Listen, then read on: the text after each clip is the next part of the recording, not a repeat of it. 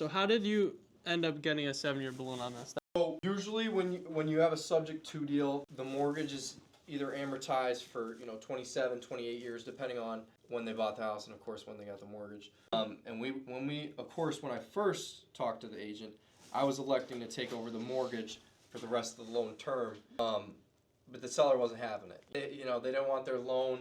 They don't want a loan still in their name and not be able to buy property in the future and their credit and stuff. But yeah, so she wanted a 7-year balloon. She didn't want us to take it over for the loan term.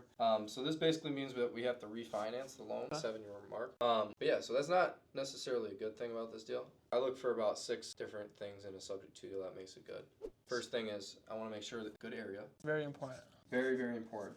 Urbanized areas for these deals. Second thing is this property was turnkey. It was built in 2022, so that's great. The property, you could live in it instantly after closing. You didn't have to make any rehab.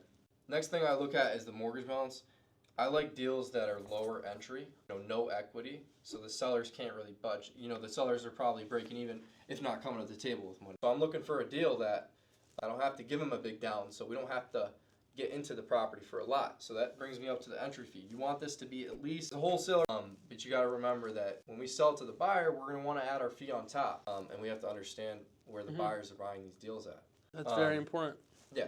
And then, of course, interest rate, PITI, very important. You want to see if the interest rate is good for a multitude of reasons, rehab, all that stuff. Cash flows, long-term rental, short-term rental, mid-term rental. But yeah, these details were not that good.